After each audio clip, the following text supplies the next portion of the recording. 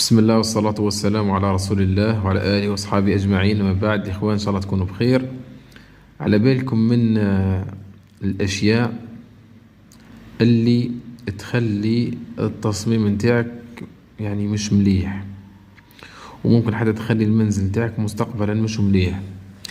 الأشياء هذه أنه أنت أولا مش فاهم الطلبات نتاعك والطلبات تاع أسرتك، ومش عارف ميزانيتك. الموضوع هذا طويل وما نقدرش يعني نحكيه في فيديو قصير. حاول تسمع الفيديو كامل باش تفهم يعني النصيحة هذه باه ما توقعش فيها من الآخر يعني. ساعات يتواصل معك واحد يحوس على تصميم وكلش، تخدم له التصميم نتاعو، وهذا الشخص هذا تلقاه فاهم الطلبات نتاعو، فاهم الميزانية نتاعو، فاهم طلبات الأسرة نتاعو، التصميم نتاعو كي يفهم هو المهندس المعماري في الطلبات نتاعو كذا، التصميم نتاعو يجي ما شاء الله. وحتى مثلا لو انه مثلا فيه تعديل، فهم التعديلات نتاعو وش هي، لانه الشخص هذا مش كل مرة قاعد يبين لاصحابه وكل مرة عنده قرار زيه وكل مرة عنده فكرة، ومش فاهم اصل روحه وش حب يدير. هو فاهم اموراته، فاهم ميزانيته، فاهم طلباته، لذلك حتى التصميم نتاعو يجي مليح، يجي المهندس نتاعو اللي يخيره ما يتعبش معاه كما على عكس الآخر.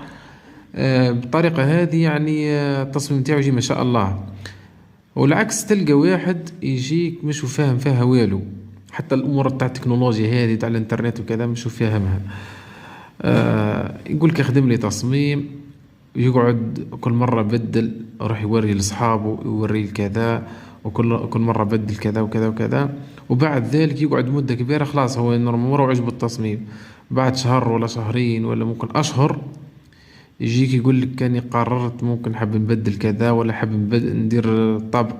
عبالك حتى المهندس يعني كما نقولوا صراحة تبسل له أصلا، ما يوليش عنده تحفيز، وما يوليش عنده أكل كما نقولوا القدرة أنه يخدم له بنفس الطريقة اللي كنت يخدمها له المرة الأولى، لأنه كل مرة يبدل كذا كذا.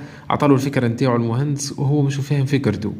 حتى المهندس ما يخدملوش بنفس مليح وما يخدملوش بطريقة مليحة.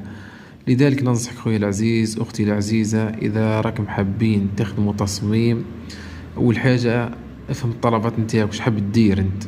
عندك 200 متر أسك والميزانية نتاعك تكفي 200 متر، ولا تكفي غير 150، ولا تكفي غير 100 متر. ممكن عندك ميزانية في المستقبل، لذلك ممكن راح تبدأ يعني تخدمها الكل، هذيك معليش، بصح تولي ما عندكش حتى ميزانية في المستقبل وكذا، وتولي